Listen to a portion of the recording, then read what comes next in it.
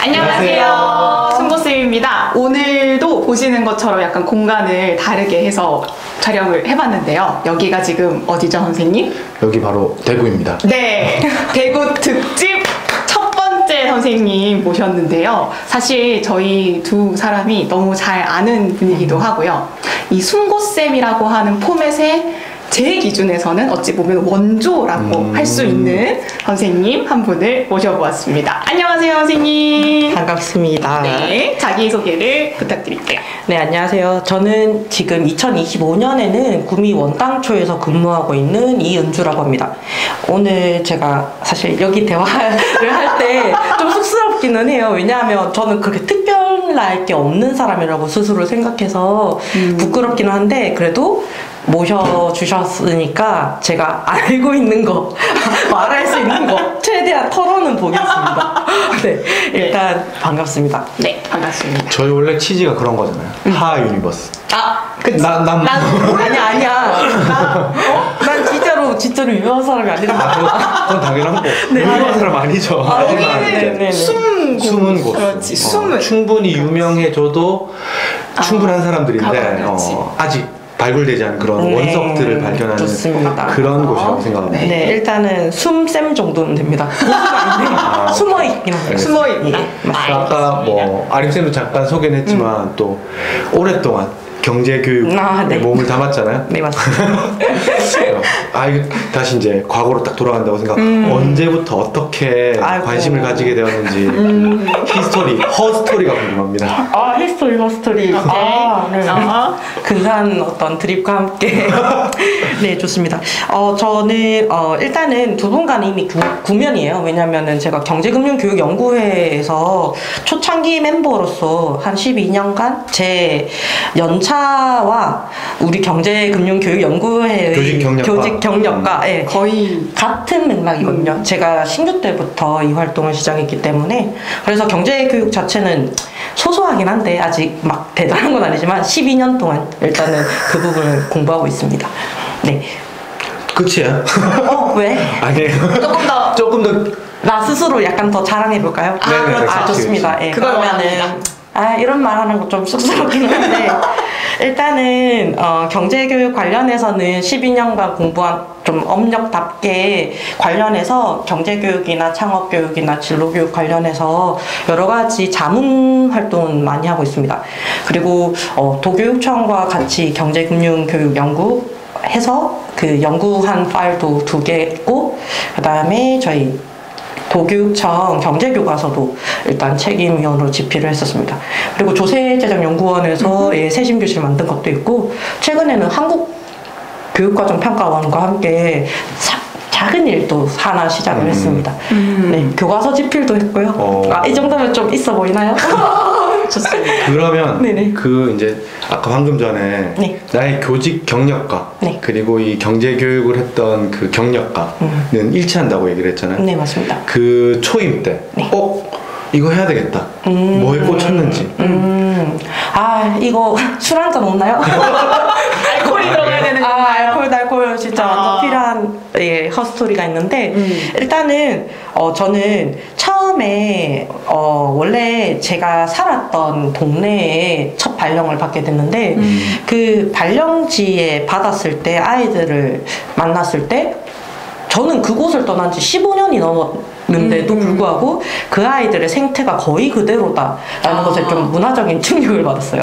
근데 이제 어린 시절에 제 모습들이 곳곳에 이렇게 있는 것들을 보면서 이 친구들의 가장 큰 고민이 미래에 뭐가 될까가 바로 쉽게 유추가 되는 거죠. 저는 그때 당시에 돈이 제일 고민이었거든요. 그러면 은주쌤이 어렸을 때? 네, 은주쌤이 어렸을 때 어떤 돈을 그 초딩 때 소쌤 유치원생 때부터 돈 고민이 있었어요?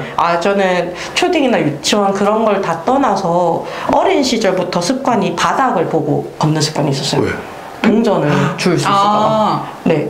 그 동네 사람들 동전 잘 흘렸나 보네요. 그 접근인가? 꿀팁.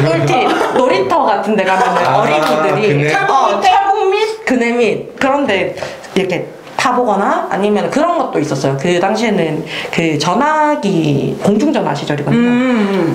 거기에 밑에 이게 잔돈 이렇게 잔돈을 혹시나 떨어지네. 몇십 원씩 안 득하고 가시는 분들이 있으셔서 그런 거 줍거나 아니면 자판기 같은 거 꼭 열어보는 그런 왜 그 어린 나이에 그 동전 그 어렸을 때부터 동전 폐지 줍듯이 동전 줍기를 하는 거. 실제로 폐지 줍기도 한 적도 있습니다. 공병 팔기도 한 적이 있고 공병 팔기. 그 다음에 산삼 캐기도 한 적이 있고 그 다음에 기영? 돌리기도 네. 기영이 세대 아니잖아요, 맞죠? 기영이 세대는 아닌데 나이를 몇 살로 보시? 기영이 세대 아닌데 왜 그렇게 살았는지. 이게 저도 혼자 고민을 해봤는데 왜 나는 제 동료 친구들과 삶의 격차가 20년 정도가 벌어질까? 이 생각했거든요. 기영이 세대가 70년대거든요. 교대 갔을 때 이제 동기들이랑 나의 이제 뭔가 경제적 격차가 네. 20년 정도. 경제적 격차가 20년. 학창 시절 초등학교 때도 그런 느낌이 있으셨어요? 그럼요. 저는 그냥 어렸을 때부터 저희 집이 좀 비범하다?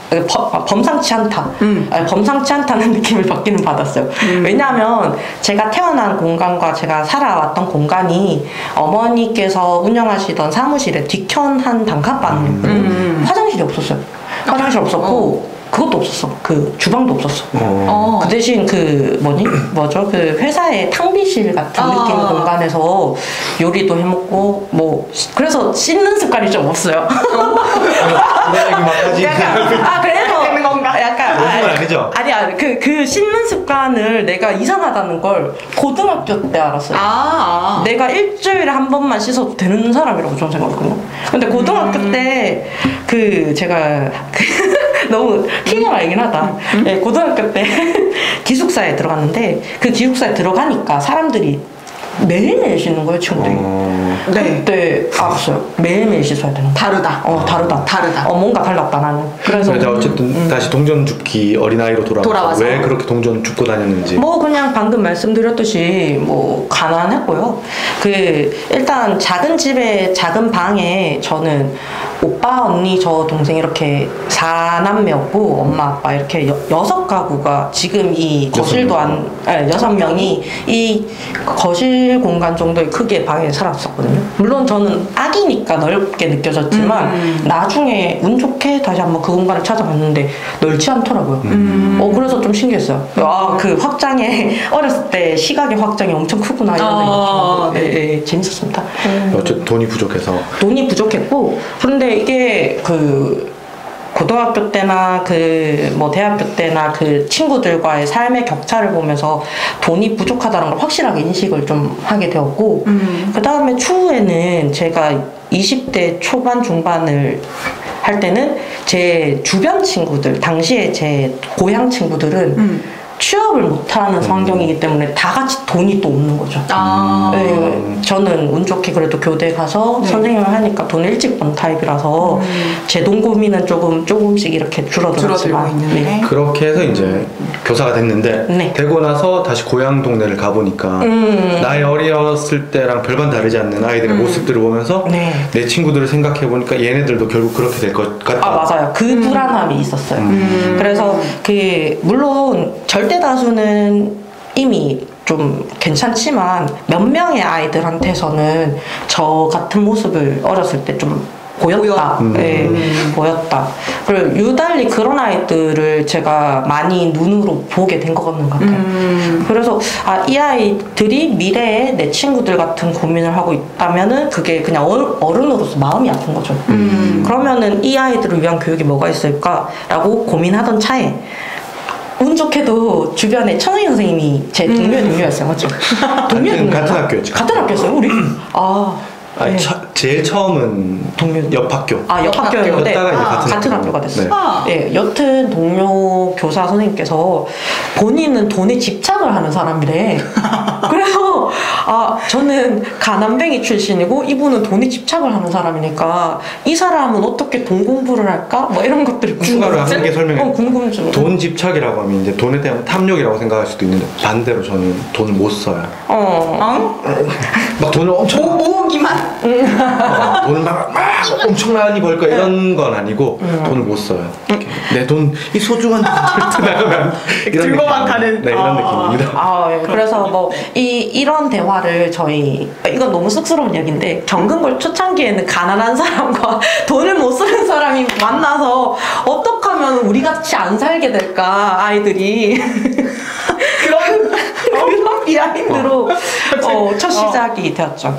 네, 그래서 어쨌든 선생님과 함께 그래서 근본적으로 이걸 해결할 수 있는 방법이 뭘까라고 했을 때 당시에는 좀 놀랍게도 학부모들한테서 돈돈거리지 마라 뭐 이런 이야기 나올 정도로 경제교육을 그렇게 선호하지 않는 네. 시대였거든요. 그 10년 전이었어요. 그렇죠. 거의. 근데 처음으로 저희들끼리는 아니야, 돈돈거려야 해. 너희가 이제 돈에 대해서 알고 그 다음에 경제에 대해서 조금이라도 관심 가져야 돼 라고 네, 주장을 하기 시작했습니다. 맞습니다. 네.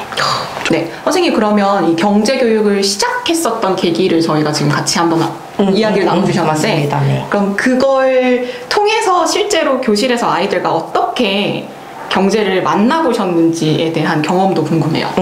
네, 일단은 저희의 맨 처음은 굉장히 미미했어요. 뭔가 시스템이 있거나 경제교육은 이렇게 딱 해야 돼라는 개념이 없던 상태가 가장 처음이었고요. 그때 당시에는 말 그대로 우리가 돈에 대한 이야기를 모임을 매주 목요일마다 했었는데 그냥 돈에 대해서 어떻게 생각해? 이런 우리들의 대화를 먼저 했어요. 네, 그렇게 하고 그러면 그 대화가 뭔가 결론이 산출된단 말이죠. 그 산출된 결과를 아이들한테 어떻게 가르칠 수 있을까?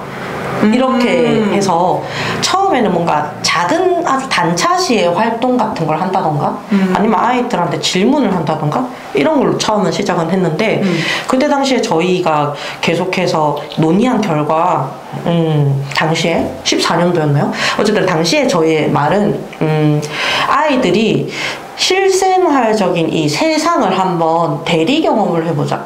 네, 그런 결론이 도출되었고, 그러면은 이제 저희들끼리 이렇게 버블맵으로 어떤 것들이 이 실생활 경험에서 중요 포인트인가? 중요 포인트인가를 잡았을 때 일단 돈도 벌어봐야 돼, 뭐 시스템이 구축돼야 돼, 금융기관이 있어야 돼, 대출 같은 것도 받아봐야 돼, 부동산도 해봐야 돼 등등의 실생활적인 어떤 경험들이 이렇게 덩어리가 쌓이는 거죠. 그러면 이거를 우리가 한 시스템으로 만들어 보자 라고 했는데 이게 또 너무 세상과 이렇게 근접하다 보니까 하는 저희도 힘들고 아이들도 힘들고 뭐 이렇게 돼서 가지치기 이렇게 이런 것들을 매주 자기는 어떤 실천을 했고 어떻게 결과가 났다 이런 것들로 나중에는 돈 대화에서 교육 대화로 점점 전이가 됐어요. 네, 근데 결론적으로 말씀드리면 요 시스템이 이제 정리된 판이 이제 금융교실이라고 저희들은 명명해서 지금 돈, 은행, 사업 그 다음에 부동산, 기부 요 단계로 이렇게 세팅 정리를 했었습니다. 그래서 어쨌든 이렇게 5단계가 나왔는데 저희는 이게 좋다 이렇게 우리끼리는 이게 이렇게 세팅된 이게 너무 좋은 거예요. 금융교실이. 그래서 좋다 홍보하러 다니고 그 다음에 나름대로 그 교육청과의 인연도 생겨서 교육청에서도 연수를 열어주시기도 하고 행동을 했는데 그 당시만 하더라도 선생님들께서 반응이 이거 진짜 좋아 보이는데 너무 어렵다, 너무 귀찮다. 그게 몇 년도쯤이었어요? 2017년도 8년도였어요. 네, 그때 그랬던 어떤 경험이 있었고요. 그렇지만 이 제가 천상희 선생님 존경해서 선생님께서 하시는 말씀 많이 차용을 하는데 천상희가 모두가 안 해도 내가 끝까지 안 된다. 네, 그런 말씀 하시면서 어떤 사람들이 안 하고 어떤 사람들이 비판하고 이런 거랑 상관없이 내가 좋다고 생각하는 것은 내가 꾸준하게 끝까지 실천하면은 언젠가는 진가가 발휘된다. 그런 취지로 저는 알아들었어요. 그래서 네, 끝까지 뭔가 계속 행동을 하게 되었고 근데 네, 우연찮게 그 세금 내는 아이들 붐과 또 코로나 때 그 사회적 격변이 경제와 경제교육에 대해서 관심을 아주 그죠? 예, 급등시키는 바람에 저희도 같이 더불어서 좀 떴죠. 그 전까지는 소소한 모임이었습니다. 그러면 이제 쌤이 오랫동안 경제교육을 방금 전에는 이제 교실 경제 활동을 설명했지만 그거 말고도 다양하게 했었잖아요. 네네. 그래서 쭉 했던 것들 이제 지금 와서는 본인에게 있어서 경제교육은 어떤 의미인지 좀 첫 시작은 불우한 어린 시절부터 시작했지만 지금 좀 바뀌었을 것 같다는 생각이 들어서 은주에게 지금은 자가 정도 가지고 있는 이제 단칸방을 벗어난 당당한 직장인이 되어서 당당하게 살아가고 있습니다. 물론 지방이지만 예, 여튼 네, 그래서 저는 그 금융교육 시스템 자체는 좋다고 생각해서 운영을 했는데 최종적으로 봉착한 난관이 뭐냐면 사람의 해석이 너무 다르다.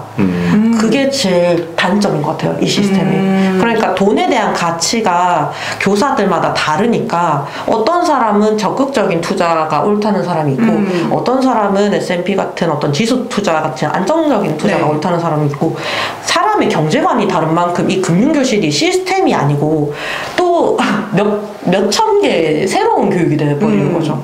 그래서 과연 그게 괜찮을까라는 게 조금 걱정이 조금 되기 시작했고 뭐 실례로 주변 선생님들께서 하시는 피드백이나 질문 같은 것들을 종종 연수 같은 데서 만나면은 듣는데 그 선생님이 하시는 말씀 자체에서 제가 바라지 않은 경제교육 모습이 조금 있을 때가 있어요. 예를 들면 벌금 제도 같은 거. 네, 뭔가 사람의 행동과 행동 교정을 돈으로 하는 거. 그리고 벌금 제도의 반대급부지만 칭찬을 돈으로 하는 거. 저는 그런 것들을 옳다고는 생각을 하지 않는 경제교육으로서 네, 옳다고 생각하지 않기 때문에 그런 것들이 조금 난관들이 많은 케이스가 생긴 만큼 많은 부작용들이 같이 나오면서 그것에 대한 AS 작업이라고 해야 될까요? 그런 것들을 조금 고민을 하게 되셨습니다. 어떻게 할 수 있어요, 그런 거를? 일단은 기준이 있어야 되죠, 뭔가. 네, 저는 일단 그렇게 했었을 때 사람들이 천편일률적인 생각을 갖고 있다라는 게 있으니까 천편일률적인 생각, 너무 다양한 생각. 네, 다양한 생각은 그 개념에 대해서 나의 그러니까 돈, 경제, 경제학 뭐 이런 것들에 대해서 공부하지 않고 공부를 했더라도 내가 좋아하는 정보를 부분 습득을 한 다음에 그것과 나의 경험을 합쳐서 교육을 보통 하잖아요. 네. 근데 그게 아니고 그냥 세팅 자체에서 무엇을 처음부터 의도 있는가를 좀 그래도 우리가 첫 창작자라면은 정리해서 전달할 필요가 있겠다. 그런 생각을 했어요. 원작자의 의도 같은. 네, 그런 거죠. 그죠. 네, 이게 근데 여기에서 의견이 다르고 말고는 추후의 문제긴 한데 적어도 다 맞다라고 말하면 안 된다. 라는 거는 저의 문제의식이었어요. 뭔가 가름을 좀 타줄 필요는 있다. 네, 왜냐하면 다 오를 수는 없거든요. 이 방향으로 좀 가야 돼요라고 얘기를. 네, 저는 그런 욕심이 있었는데 근데 이거는 또 상희쌤이랑 의견이 다를 거예요. 왜냐하면 자유주의자시거든요. 맡겨놔라. 시장주의. 시장이 알아서 해줄 것이다. 시장주의고 저는 쌉본대주의. 안 됩니다. 교사라면은 교사에게 응당 교실에서는 맞습니다. 응당 교실에서는 아이들이 착 앉아 있어야 되고 청소 착 해야 합니다. 뭐 이런 자유 시장주의자랑 또 다른 의견은 다를 수 있을 거라고 저는 예측이 되는데 일단 뭐 그런 과정을 겪으면서 결국은 공부해 보니까 경제교육은 경제학 교육부터 해야 된다. 요즘은 그래서 교과서 중심의 교육을 다시 연구하고 있습니다. 근데 보통은 흔히 생각했었던 이런 경제교실을 시작하게 된 다른 분들의 이야기를 듣자면 그 딱딱하게 굳어있는 그 활자로만 읽혀지는 경제 개념 자체가 아이들에게 너무 거리가 멀게 느껴져서 체험형으로 데리고 온다 라는 취지인데 다시 그걸 한번 다시 가야지. 왜 그런 세상이 순환하듯이 어떤 부분에서 그렇게 돌아가야겠다라는 생각을 하시게 됐어요?